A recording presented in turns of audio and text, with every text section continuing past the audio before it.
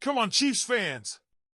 The atmosphere behind the scenes is heating up, and we have some important updates to share with you on the first day of 2025. Let's talk about the buzz surrounding Week 18 and why the betting odds for this game are generating so much debate. The Chiefs are all over the NFL headlines, and I'm already counting down the hours until their next matchup against the Denver Broncos. The Chiefs are still going strong and confident. Before we move on, I want to ask you a question. Do you think the current Chiefs roster is ready to compete in the Super Bowl? If so, hit the like button. If not, let me know in the comments what you would change about this team. If possible, also write, "Come on, Chiefs! Let's win another Super Bowl." With the Chiefs already locked up as the top seed in the AFC and earning a well-deserved first-round bye, the focus has shifted to whether Kansas City will rest its starters in the regular season finale against the Broncos. This is where things get really interesting. The Denver Broncos are fighting for their playoff lives, and bookmakers are favoring them heavily given the likelihood that the Chiefs will miss several of their key players. So far, the Broncos are listed as a massive 10-point favorite against Kansas City. That's a spread you typically see when a top-tier team faces a struggling backyard team, not when two division rivals square off. But it all comes down to Kansas City's strategy. With backups like Carson Wentz expected to start under center for the Chiefs, odds makers clearly believe Denver has the edge. For the Broncos, this is a do-or-die game. After starting the season 9-5, Denver had a 91% chance of making the postseason, but back-to-back losses have left them in a precarious position. A win on Sunday would clinch their first playoff appearance since 2015, ending a staggering drought of more than 3,000 days. The stakes couldn't be higher, and oddsmakers seem confident that the Broncos will seize the moment, especially against a Chiefs team that will likely rest its starters. But let's stop and think about what's really at stake here.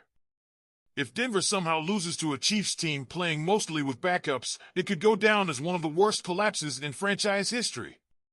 On the other hand, Kansas City has the luxury of experimenting with its depth players while ensuring its starters remain fresh for the playoffs. It's a scenario that fans of both teams will be watching closely. The Broncos have won just one of their 9 games this year by fewer than 9 points, meaning they've thrived on blowouts. They'll need another dominant performance to avoid a catastrophic collapse.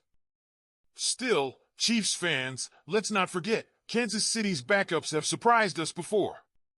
In a similar situation last season, Blaine Gabbert and a group of backups managed to defeat the Los Angeles Chargers, showing that Andy Reid knows how to keep his team competitive even in unimportant games. So what do you think, Chiefs fans? Should Kansas City go all out and ruin Denver's playoff hopes, or is resting our stars the right decision with the Super Bowl in sight? Let's start with some big news about Isaiah Pacheco and how the Chiefs are preparing for the postseason. Kansas City is riding high after clinching the top seed in the AFC with a decisive 29-10 win over the Pittsburgh Steelers on Christmas Day. But now the question is, who plays in Week 18 and who gets some much-needed rest? One thing seems clear, Isaiah Pacheco is unlikely to see the field against the Denver Broncos. Head coach Andy Reid gave an update on Pacheco's rib injury, which he suffered during the Christmas Day win. The good news? Reid assured fans that Pacheco will be ready when needed. He'll be available for the playoffs, Reid said. He's sensitive and will probably hold him out this week in practice so he can be fresh and ready to go. For a player as critical as Pacheco, this seems like the right move. With the Chiefs already guaranteed a first-round bye, it doesn't make much sense to risk their star running back in what is essentially a meaningless game. Instead, this week provides an opportunity for Pacheco to rest and recover, potentially giving him a full 25 days off before Kansas City's first playoff game. Pacheco's presence will be crucial in the postseason. Known for his explosive runs and relentless energy, he has been a key part of the Chiefs' offense. Resting him now ensures he's at full strength when the stakes are highest. While some starters may dress against Denver to stay sharp, Pacheco's absence is not only expected, but also makes perfect sense. The Chiefs have positioned themselves well for another Super Bowl run, and having each star player healthy and fresh will be key. Reid's cautious approach with Pacheco shows a focus on the big picture, and fans can rest easy knowing their number one running back will be ready when the postseason begins. What do you think, Chiefs fans? Should Kansas City start any of its starters in Week 18, or would resting them all be a smarter move? Hollywood Brown is back, and the timing couldn't be better. After missing the first 14 games of the season with a sternoclavicular joint injury, Brown has returned to action just as the Chiefs' offense is gaining momentum. Tight end Travis Kelce summed it up perfectly. That's it, that's the guy. We've missed him. His presence has already led the Chiefs to two of their most productive offensive performances of the season, and it's clear he's making an impact on and off the field. In the Christmas Day win over the Pittsburgh Steelers, Patrick Mahomes threw for 320 yards, his second highest total of the season. The Chiefs racked up 375 total yards against the Texans in Week 16, showcasing a balanced offense that has fans excited. Mahomes himself is excited about the team's trajectory, saying, "We're playing our best football at the end of the year. This isn't the end, it's just the beginning." Statistically, Brown's impact may not jump off the page, 9 catches for 91 yards in 2 games, but his presence is forcing defenses to make tough choices. In the Steelers game, Mahomes connected with Justin Watson for a 49-yard pass after defenders shifted their focus to Brown and rookie Xavier Worthy.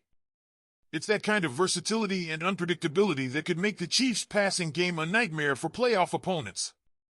The addition of Worthy alongside Brown has been another game-changer.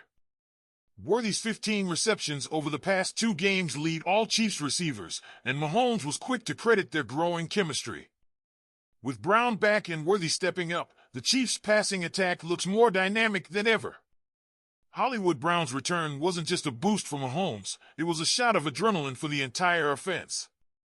Coach Andy Reid praised Brown's hunger to contribute, noting, "It's like holding the horse. He wants to come back every time we take him out, which is a positive thing." That kind of energy is contagious and is helping the Chiefs find their groove just in time for the playoffs. Mahomes has also been quicker and sharper in the pocket. Against the Steelers, he had his best QBR of the season, 90.2, and has been able to throw the ball faster, averaging just 2.34 seconds per throw. That quick decision-making has been key in keeping opposing defenses on their toes. With the number 1 seed in the AFC playoffs locked up, the Chiefs are on a roll. Hollywood Brown's return couldn't have come at a better time. Mahomes said it best, "We built it up to the perfect point. Other guys stepped up, got more confident, and then you put Hollywood in there, and it kind of puts everybody in their roles perfectly. Now it's your turn, Chiefs fans. What do you think about Hollywood Brown's return? Can he and Xavier Worthy elevate the Chiefs' passing game to unstoppable heights in the playoffs? Let us know what you think in the comments below. And don't forget to like this video and subscribe to the channel for all the latest Chiefs playoff news, updates, and insights. Thanks for tuning in, and as always, let's go Chiefs!